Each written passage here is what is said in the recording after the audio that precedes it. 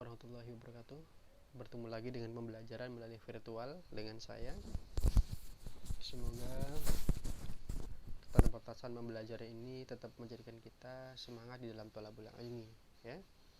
Baik Anda sekalian, dalam pertemuan yang kedua ini di semester 2 ini kita masih membahas tentang bab yang berkaitan dengan rukun toleransi serta menghindari tindak kekerasan, ya. Oke.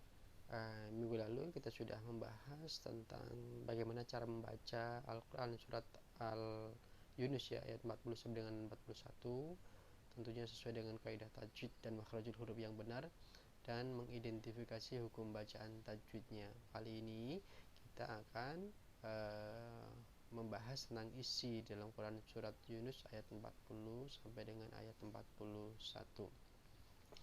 Sebelumnya marilah kita sama-sama, ya, tartil membacakan Quran surat Yunus ayat 40 sampai dengan 41 ini bersama-sama. Yuk kita mulai. A'udzu billahi minasy syaithanir rajim.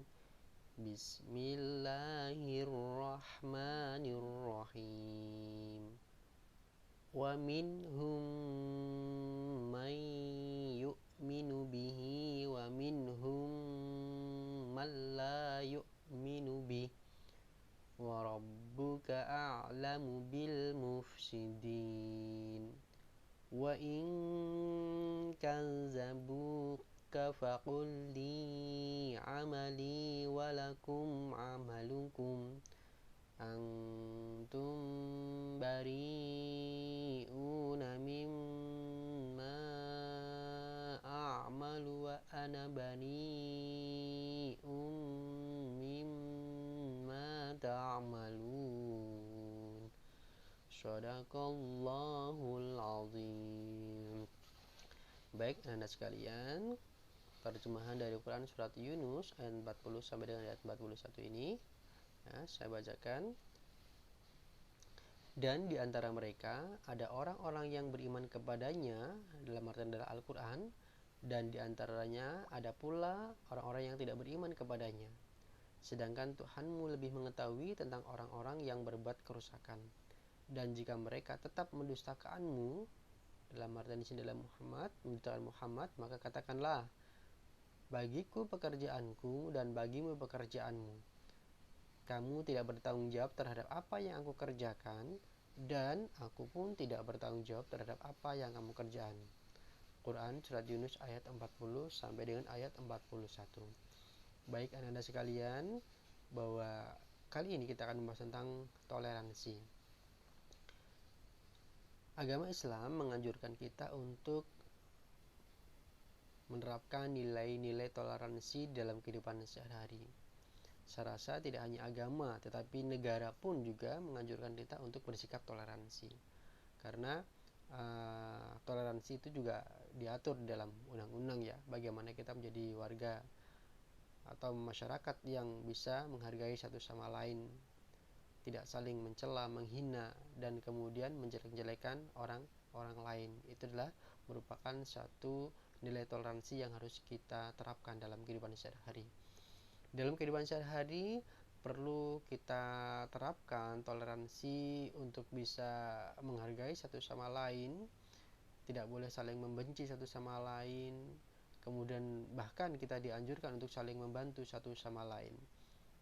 Ketika dalam musyawarah kita tidak boleh kemudian tidak menerima pendapatnya. Kalau memang musyawarah itu adalah berdasarkan mufakat, kesepakatan bersama, maka kita harus legowo atau harus toleransi di dalam menghadapi keputusan tersebut, dan kemudian kita melakukannya secara lapang dada, tidak terpaksa, karena kita menghargai tentang nilai toleransi. Nah, ternyata tidak hanya dalam satu aturan negara saja, dalam Al-Quran itu di jauh sebelumnya itu juga sudah diajarkan tentang bagaimana sebagai umat Islam itu kita harus menerapkan nilai-nilai toleransi dalam kehidupan sehari-hari, menghargai orang lain, menghargai orang yang mempunyai keyakinan agama lain, tidak kemudian kita mencelanya, tidak menghormatinya. Itu tidak diperkenankan dalam agama. Nah, jadi suatu ketika ketika ada suatu permasalahan di dalam hal agama, lalu kemudian mereka itu menindasnya, membantainya, itu tidak dibenarkan ya. Jadi ketika mungkin Anda mendapati suatu pengetahuan bahwa Islam dulu berperang demi membela agama. Iya, Islam berperang demi membela agama, tapi bukan berarti memaksakan orang-orang kafir Quraisy itu memeluk agama Islam. Tapi berperang di sini dalam artian adalah hanya membela agama. Karena membela agama itu adalah wajib bagi kita, ya. Seperti di umat Islam itu sendiri, ya, yang terjadi di Indonesia itu juga merupakan pernah terjadi yang namanya membela agama, ya. Kalau tidak salah itu tahun 2000 berapa? 2019 atau 2018. Ya, itu membela agama. Ya, membela agama. Ya, yang dikenal dengan apa namanya? 212 itu, 212. Nah, itu sebenarnya kenapa sih agama itu, kalau orang yang mungkin orang awam itu mungkin akan bertanya-tanya, kenapa agama harus dibela? Kenapa Allah itu harus dibela? Allah kan sudah maha kuasa, Allah kan sudah segala-galanya. Islam sudah berdiri tegak, kenapa harus dibela? Salah. Jadi kita tidak boleh beranggapan seperti itu. Agama itu harus dibela. Ketika ada seseorang yang mencederai atau menghina agama kita, maka kita wajib untuk membelanya. Jangan kita hanya sekedar berdiam diri. Kalau kita adalah umat Islam, maka kita harus peduli dengan agama kita. Nah, karena itu juga ada dalam Al-Quran, ya. Kalau tidak salah itu Quran surat Al-Hajj, ya. Yang kalau ini bunyinya adalah surat Al-Hajj, Bismillahirrahmanirrahim, wala yansurunallaha may yansuruhu innallaha laqawiyyun aziz. Nah, sungguh Allah akan menolong orang yang membelanya. Sesungguhnya Allah maha kuat lagi, maha perkasa. Itu artinya bahwa membela agama itu perlu, ya. Jadi ini, ya, harus kita bedakan antara membela agama dengan kita memaksakan agama. Ada lagi kemudian dalam Quran surat Muhammad ayat 7, ya. Bismillahirrahmanirrahim. Ya ayyuhalladzina amanu in tansurullaha yansurukum wa yusabbit aqdamakum. Yang artinya di sini, hei orang-orang yang beriman, hei orang-orang mukmin, jika kamu menolong agama Allah, niscaya Dia akan menolong kalian dan mengokohkan kaki kalian. Nah, dalam ayat tersebut sudah dijelaskan bahwa membela agama itu adalah wajib bagi kita semua, ya. Jangan kita hanya berdiam diri ketika agama kita dihina. Nah, pada saat mungkin dulu, ya, kasus penistaan agama, ya, penistaan agama, siapa mungkin yang masih ingat di benak kalian? Siapa? Kasusnya Ahok, ya.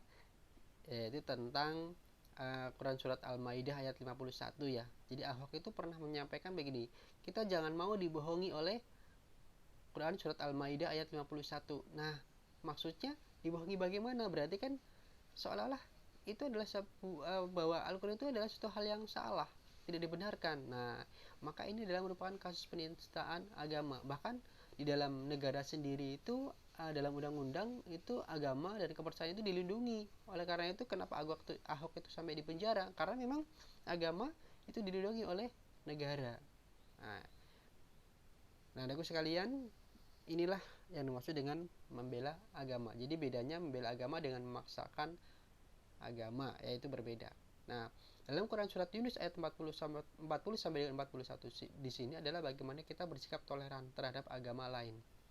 Maka dalam kandungan atau isi dalam Quran surat Yunus ayat 40 sampai dengan 41 ini adalah bahwa Islam itu kan seseorang itu terbagi menjadi dua golongan.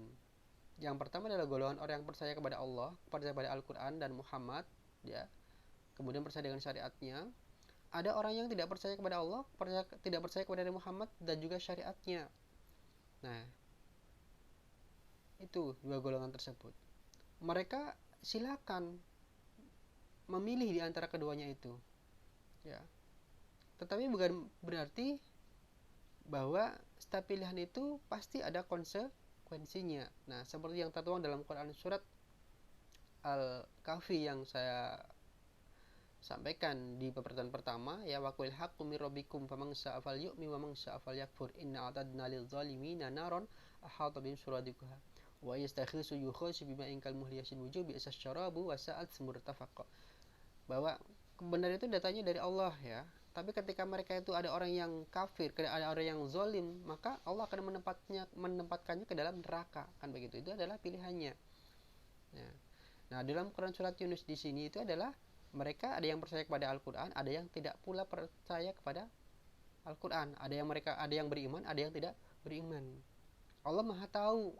Nah, ketika Nabi Muhammad sudah menyampaikan kebenaran Al-Quran tentang siapa Tuhanmu, ya kan?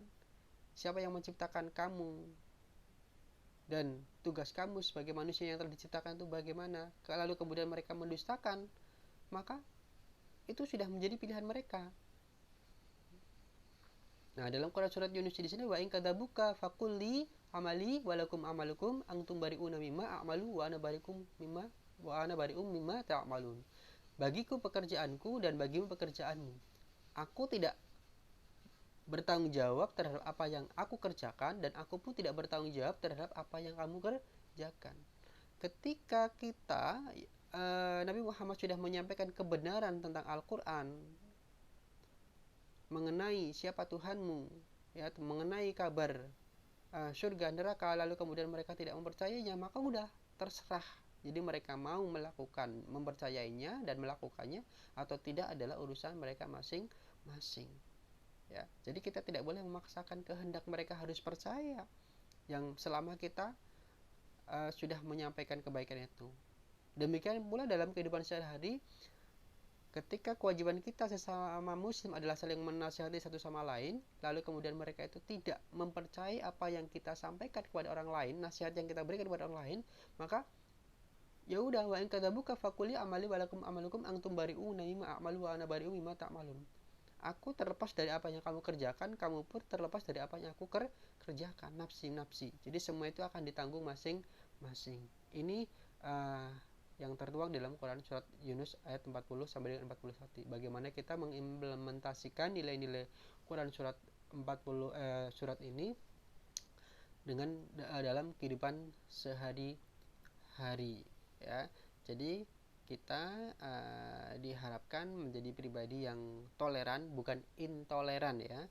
Kita memeluk suatu agama, memahami suatu kaidah agama, ya, bukan suatu hal yang eksklusif, melainkan kita harus dengan inklusif, ya. Artinya kita bisa menerima agama lain yang hidup berdampingan bersama dengan kita, tetapi kita tidak boleh, ya, berlebih-lebihan. Dalam artian itu kita mengikuti